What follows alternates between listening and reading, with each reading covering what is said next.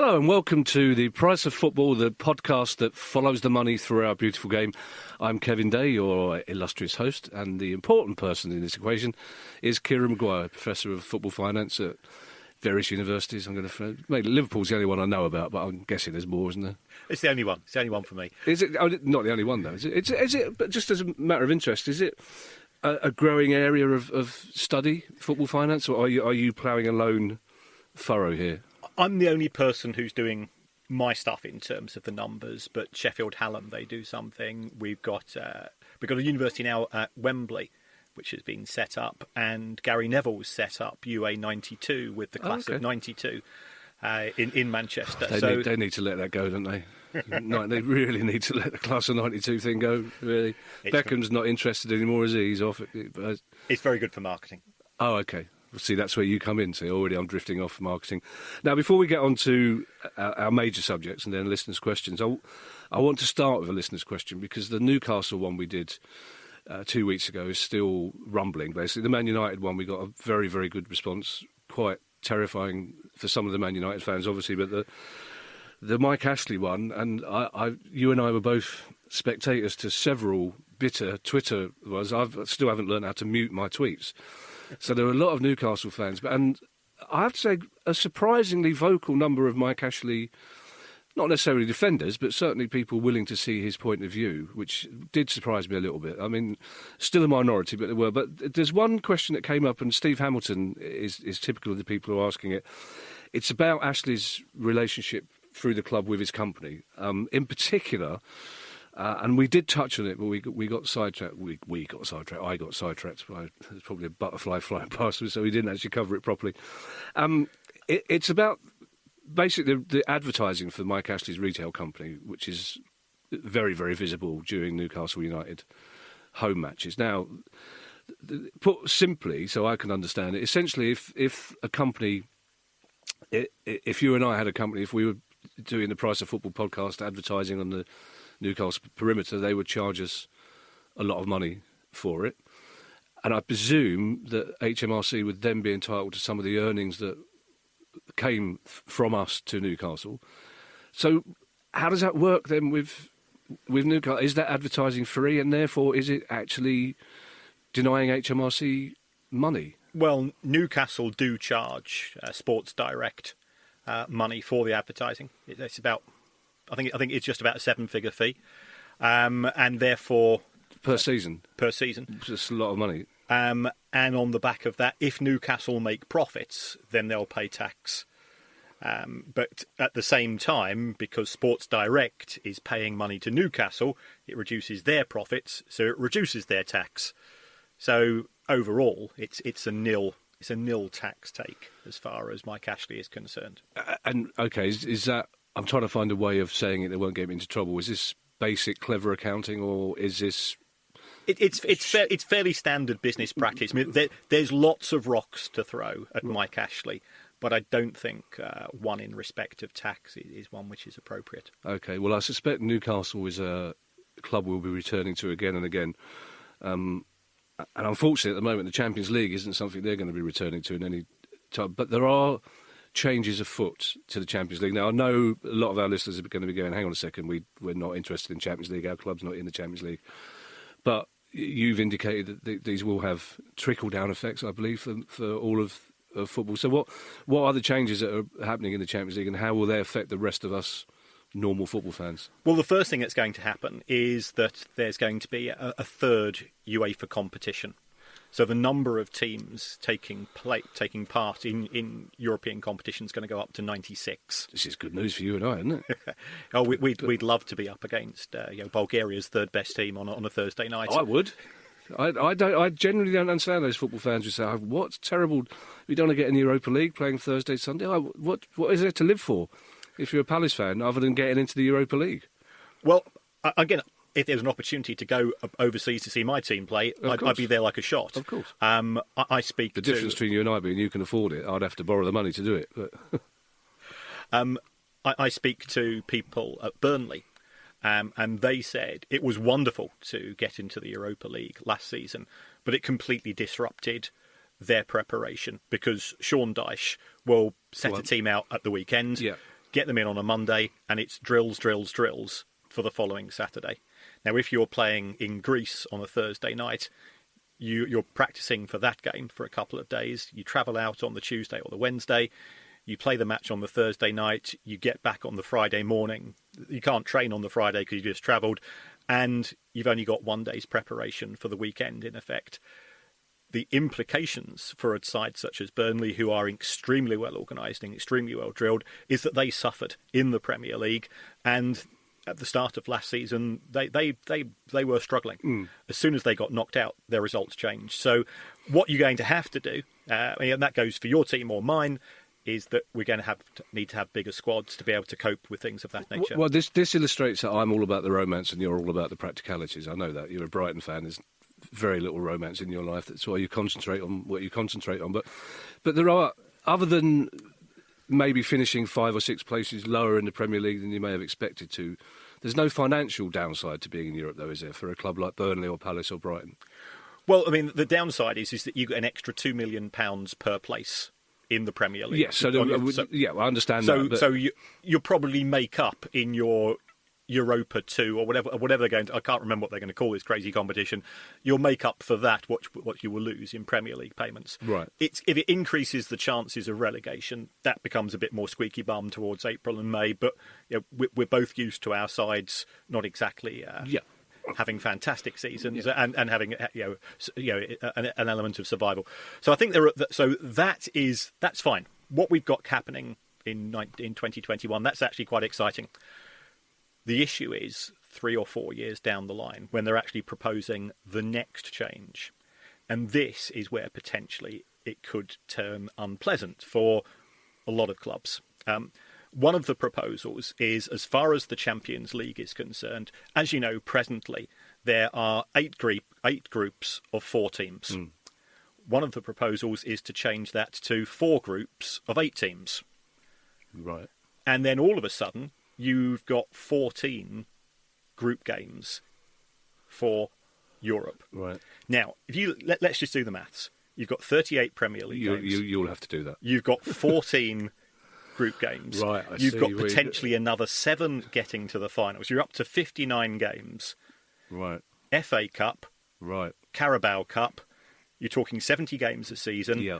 Plus the players going on internationals. Plus pre-season tour. You're potentially looking at players who could be expected to play up to 80 games.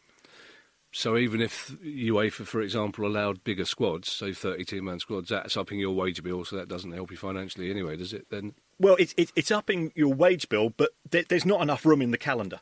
You Right. can't squeeze that number of games in. So therefore, something's got to give. Okay. Now, one of the proposals that I've heard about is that the Carabao Cup would therefore just be kicked into touch. It would be cancelled. As a Premier League club that puts our reserve team out, we don't get overexcited about it. But a few weeks ago, Colchester played Spurs. They played us beforehand. They knocked us out in the first round. So they've knocked out 2 Premier League clubs. Do you imagine the impact that's going to have on Colchester's finances? Yeah. Huge implications. Rochdale went to Old Trafford. 75,000 people there. Rochdale made £1 million. Now, Rochdale normally make £4 million a year.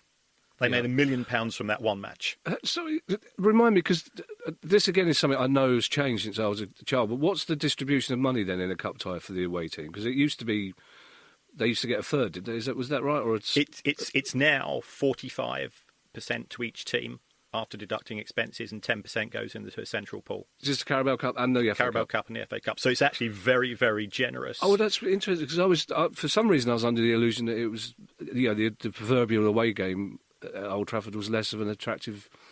No. Right. So that's a big blow for. So the small clubs are going to suffer, and these clubs rely.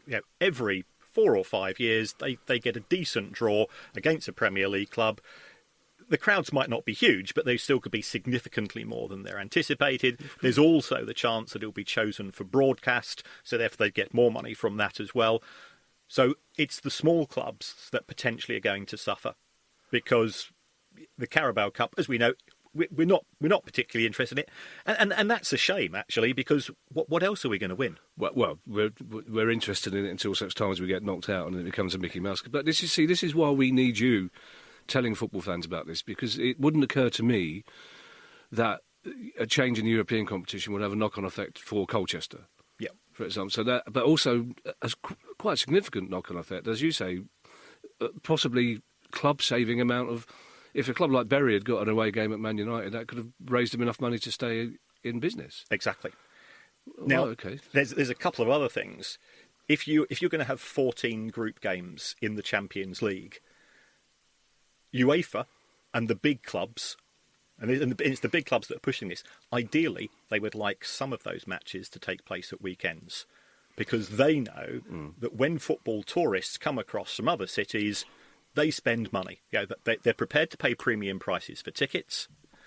They're more likely to spend more money on merchandise. The local hoteliers, there's lots of winners from football tourism when clubs travel. And if people are going to go to a match at the weekend instead of on a Tuesday or Wednesday, they're more likely to fly across on the Friday, stay to the Sunday. There's lots of benefits. You can't do that with a 20-team Premier League. So therefore, the next potential issue is, will there be pressure to reduce the number of teams in the Premier League from 20 to 18? Because this would allow all of these extra fixtures to be fitted into the calendar. Right. Now, that affects Brighton, and that affects Palace, and that affects Bournemouth, and that affects Watford. Yeah. So not only do we... Well, you're saying that our chances of getting into Europe are slightly improved, but also our chances of being in the Premier League to get into Europe are also slightly lessened. So, again, it's the big clubs that are benefiting from any change. Because that's what most people would argue about the Champions League. It's always the big clubs that benefit from change. There's never a trickle-down effect. There's never a benefit for the rest of us, no matter how they try and colour it. They say, well, we're including more Eastern European teams, blah-de-blah, the world's getting bigger. It's never that's the case. So is your instinct, because it's the one thing that's been... Probably since the 90s, there's always been somebody predicting that Europe will eventually take precedence over the Premier League, that the biggest clubs in Britain, the traditional top six, whether that includes Leicester from now on, we don't know, but the traditional top six will have to, in future, become part of a breakaway European league. That's we've been talking about, in the same way that we talk about Celtic and Rangers will inevitably one day have to play in England. There's always people who say, inevitably, the big four, for want of a better word, will have to play in Europe. Forget the Premier League. Is that your this is instinct? This is a compromise, isn't it? It's an expanded European game with a slightly smaller domestic game, which allows Liverpool to play Manchester United and to play City. Because if you talk to the fans of these big clubs, actually, just like your biggest fixture in the season is against Brighton, and my biggest fixture of the season is against Palace. It's the same for Liverpool and United. It's the same. It's the same for Chelsea and Spurs. It's the same for West Ham and Spurs, and so on. So I think the clubs realise that they don't want to throw everything away, because the owners are saying, we presently are getting 25 home games a season. If we could get that up to around about 30, that's another 60,000 people turning up an extra 5 or 6 times a year. How can we make the most money out of that? Well, you do that in the Champions League, because it's really good for viewing figures, rather than Manchester United against Bournemouth doesn't generate a lot of interest. Manchester United against Bayern and Barcelona, that's going to generate more interest. The other issue that potentially is going to arise is that if we have these 4 groups of 8, the top 4 clubs will qualify for the knockout rounds. Yeah. Teams 5 and 6 will effectively do nothing, and the bottom 2 will get relegated to the Europa League. So you've actually got 24 teams guaranteed a place in next year's Champions League from simply being in the top 6 of each of these divisions. And the aim of this is to stop another Leicester City, because you'll make so much money from being in the Champions League. You'll be able to pay the wages, which will be significantly more than other clubs in the Premier League, that you can effectively say that very, very few clubs will get the opportunity to come up. Now, I need to take you up on that, because that being an effect is very different to that being the aim. So another Leicester City not happening could be an effect of what's happening. But you're saying that this is the aim of this change, is to prevent a team outside the traditional Big Four. It's not the stated aim, Right? Oh, but okay. I think we need to make that. Yeah. Clear. What the clubs will say. I don't, but with our lawyer mate listens to it, so for his benefit, let's make that clear for him that this is you thinking this, so therefore it's true. But. So as the big clubs will earn a lot more money from the top competition, and therefore it will give them such a financial advantage. It will be very, very difficult. How are you actually going to qualify for the Champions League the following season? It's from being in the Champions League the previous season. Yeah. So the emphasis is that qualification will be based on European performance more than domestic performance. But to me, making the groups bigger makes no sense, because the economics of the group stage of the Champions League, you never see a full stadium in the group stage of the Champions League. The group stage seems to exist purely as a way of passing the time before the big clubs have to knock each other out, essentially. So how many times are stadiums selling out? I mean, because Man City doesn't sell out. Even in the Europa League group stages with Arsenal, where they're half-empty stadiums, there's no fan or supporter interest in the group stages, is there? I think from hardcore fans' perspective, there probably isn't. But if those matches are taking place at weekends, then you know that you can ship in the fans who don't get to see the club very often. Yeah. And it's also great for TV audiences, because we as fans that go to the match, we don't actually count very much. Our job is to be monetized. It's a horrible word. It's to be exploited. Yeah. It's to make some noise for the television audience. And that's what's going to happen. So, Carabao Cup, I think that would struggle to survive in an expanded competition. Premier League going to 18 clubs. Now you've got to have a 2/3 majority to get any new rules through. So the smaller clubs are going to fight tooth and nail against that. But then you might have if that's your attitude, we will go and form our own breakaway league. So it's a wait and see.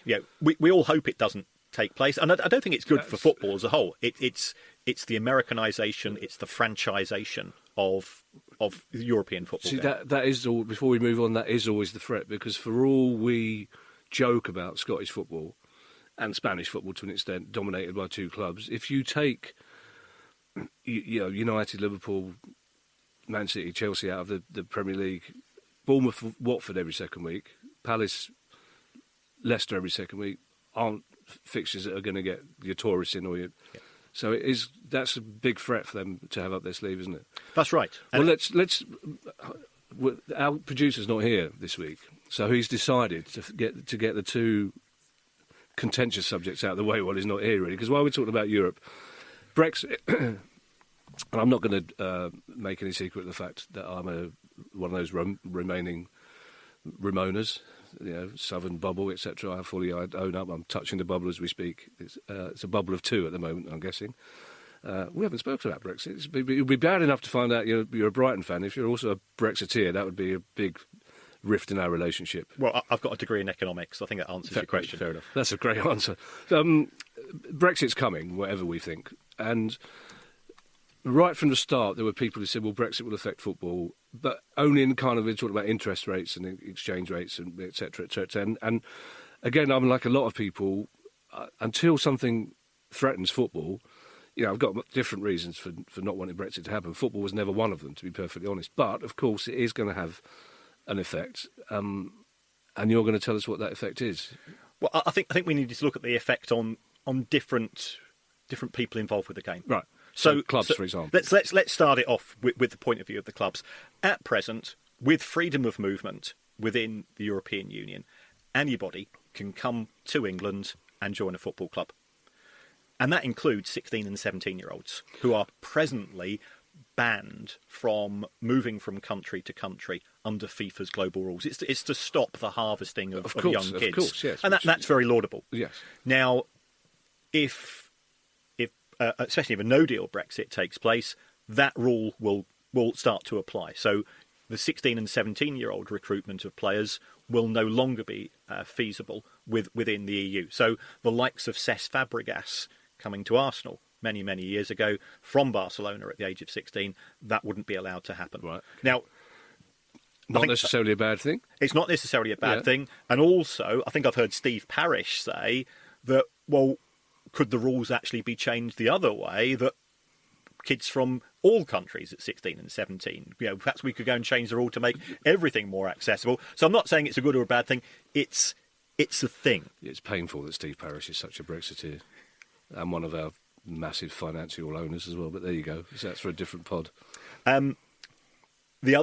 The next thing we'd have to think about from the point of view of the clubs is, are the Home Office, are the Premier League, are the FA going to put a quota on the number of non-English players? Because at present, it's very difficult to have something of that nature because of freedom of movement within the EU. Now, what are the implications for this? If you're an English footballer, it's actually very good news, because you're going to become more valuable, which means that your agent is going to negotiate a much better pay packet because there's fewer good English players.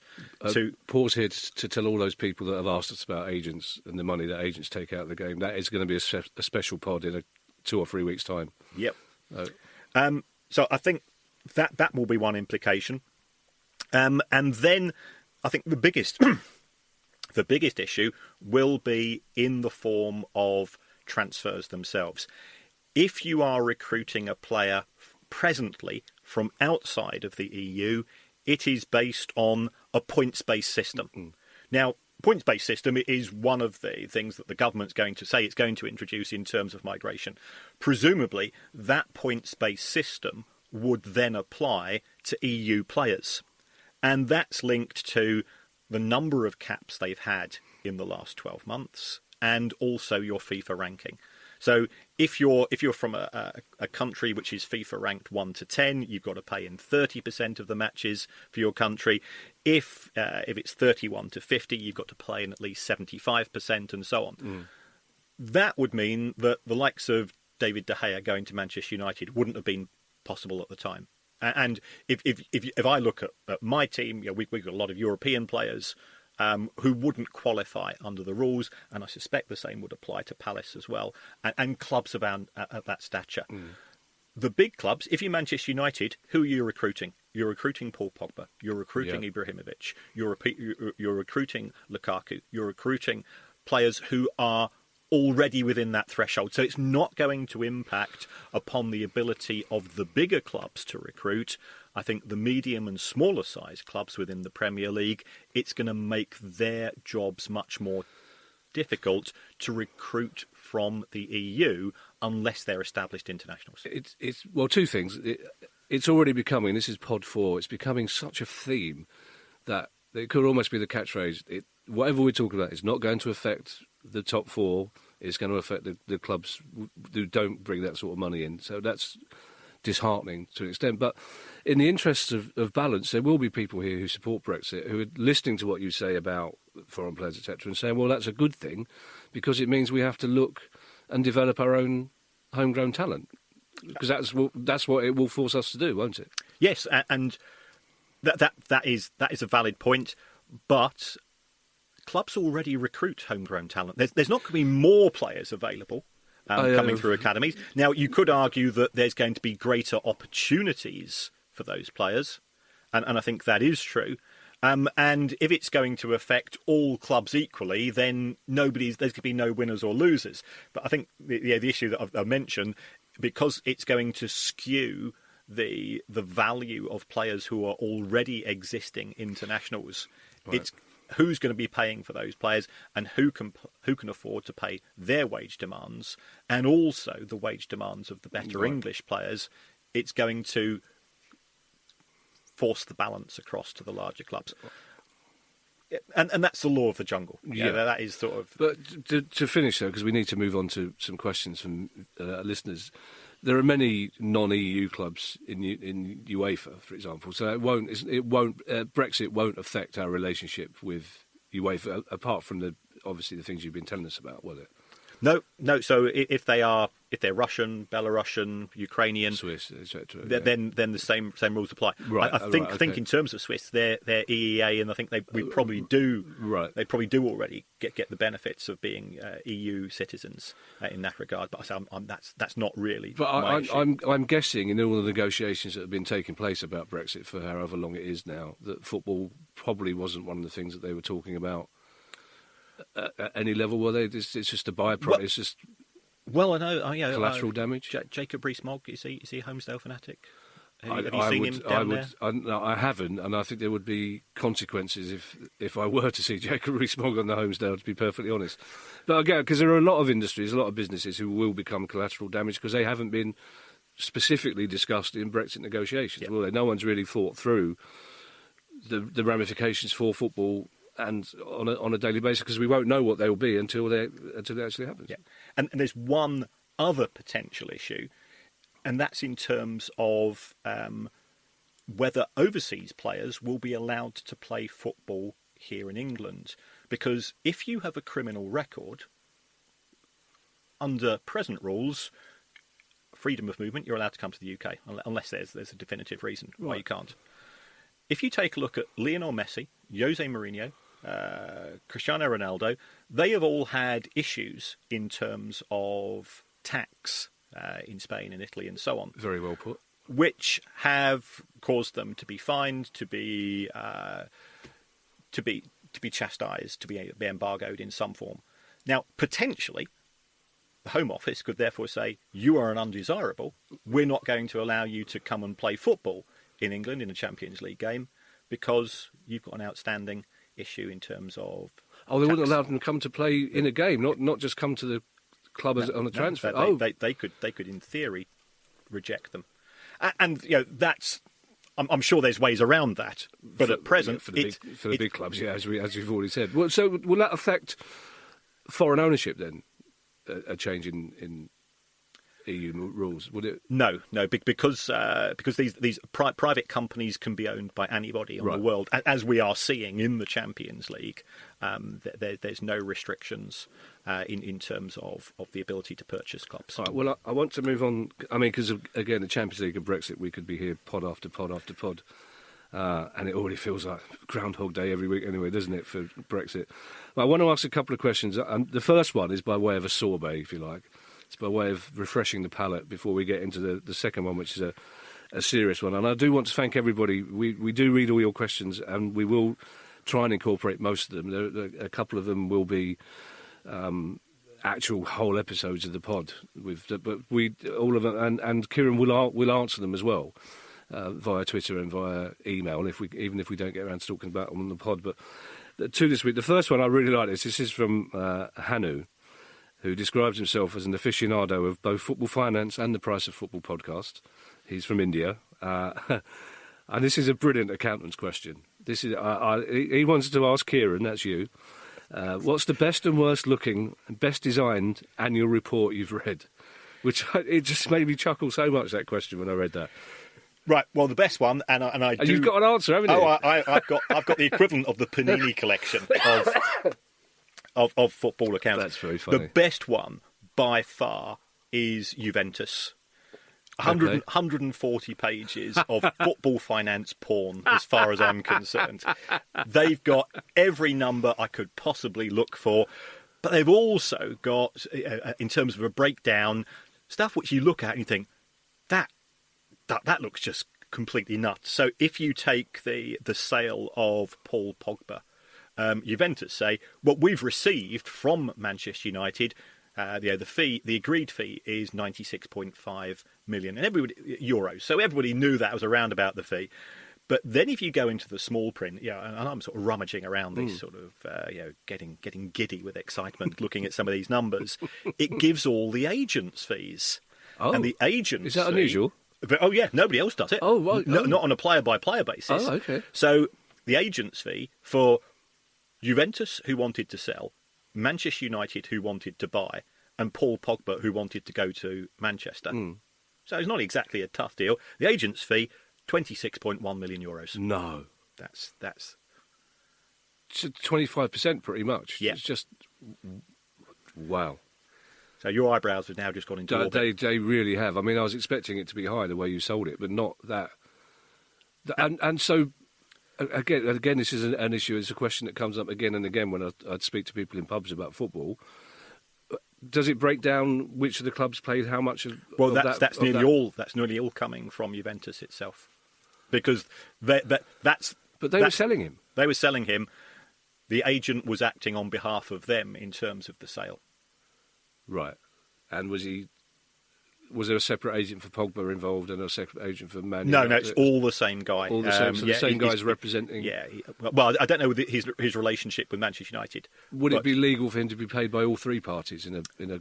I think we need to get an agent in to ask that question, and let's contact an agent or two, and we'll save that one for a couple of weeks. Well, that's very good teasing on your part. You're already becoming a professional broadcaster, because I know for a fact that you're working on a couple of agents, and obviously it's not an easy sell for them to come in and talk about. We might have to decode the voice and not give the name, but as you say, we need to talk about, because it is the question that comes up again and again, and I've been amazed by how many people have announced themselves to me in the street. And not amazed, but pleasantly surprised by how many people are telling me they're listening. But it's always, apart from their individual club, that's always the question they want to know, is agents and how much agents get.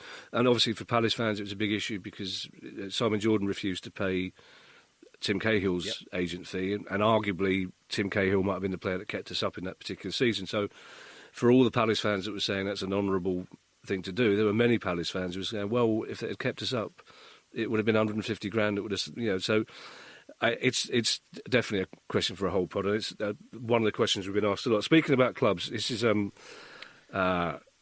question from Dr. Gandalf QC. That sounds like an afternoon TV programme, doesn't it? It does. There are a couple of things in that name that I would question. Either the Gandalf or the QC or the Doctor. I don't know, but it could well be all three. But, Dr. Gandalf QC, this is another question that came up or comes up again and again. And thank you, Hanu, by the way, for your question. Not all the questions need to be deep and meaningful. We will entertain questions like Hanu, which are just basically was meant to be a joke question and turned into you telling us that amazing thing about Pogba. So that's how the world of football finance works. But Dr. Gandalf QC is a Brentford fan. And I think we know the club he's talking about here because of the location of where his club is. Can you explain how an EFL club, he says we know who we're talking about here. I think he means QPR, I'm guessing. He does. Yeah, I so. I was thinking about that lawyer that I know listens to the podcast, so I said, well, I'll let him worry about these things. How can QPR be given a £42 million penalty that end up only paying £9 million of it, essentially? Could you... It basically says, what's the point of some clubs towing the line when the EFL always bottles of punishment? Now, again, for Palace fans, Steve Parish seems to be one of those owners who's always talking about financial fair play rules and how we pretty much seem to be one of the few clubs that seem to abide by them, or he's using that as an excuse for not splashing the cash. But could you briefly give us some context on this QPR situation and then answer Dr. Gandalf's question? Right. In, I think it was 2014, Queen's Park Rangers were promoted to the Premier League. However, that season, for every £100 of money that they earned, and remember they were also receiving parachute payments that season, they spent £195 on wages. So they just blew a hole all the way through financial fair play. They had a £75 million wage bill in a division where the average is 21. So what are the financial fair play rules on the ratio of finance to wages? What would have been legal? The rule is that you're not allowed to lose more than £39 million over 3 years. Now, oh wow, okay, so they're already going to. So it looks like they're going to blow a huge hole in that. And initially, it looks like they were going to have a huge fine as a result of that. But what Queen's Park Rangers did was the owners of the club, they said, we've lent you a load of money, we don't want it back. And therefore, what QPR said, oh, that's great, we're going to add it to matchday sales and tickets and pie sales and so on. And of course, all of a sudden, you've just reduced your losses by 60 million. And the EFL said, well, we're not very happy about that. And then it took 4 years of legal wrangling before a final decision was made. And somebody actually leaked this to me. and I was going, this ruling looks crazy. So the reason why Dr. Dan Gandalf QC is saying, well, it's the EFL fine it was announced, the headline was £42 million, of which £3 million was legal fees. So that was the EFL's legal fees. Heaven knows how much QPR's was. If QPR had just accepted the fine initially, they wouldn't have had to go and pay all those legal fees. So you'd knock that off. I'm guessing, though, that if you are billionaire club owners, you can probably afford legal fees more than the EFL can you? So you can. Oh, they can spin it out then, can't you? They used prevaric. They used every delaying tactic, which is perfectly lawful, as we both know. And then I think the big issue was that it was announced as 42 million, but over half of that was the owners still had a load of loans, which the club could never afford to repay, and the EFL said, you've got to convert those into shares, and that's part of your penalty. Now, for people that aren't familiar, let me sort of put it to you this way. If you've got a company which is worth £10,000 and it's got 100 shares, how much is each share worth? It's 10,000 divided by 100. So each share is worth £100. If you then go and double the number of shares, which effectively what happened with QPR, you see the value of QPR doesn't change because all you're doing, you've got one piece of paper and you convert it into another piece of paper. So you've got no more money. You've just got different names for pieces of paper. Right. You've now got £10,000, 200 shares. Each share is worth half as much as before. So the club hasn't suffered. But the EFL said, this is £24 million worth of penalty. And then the final piece of the equation was they got a £17 million fine to be paid over 10 years.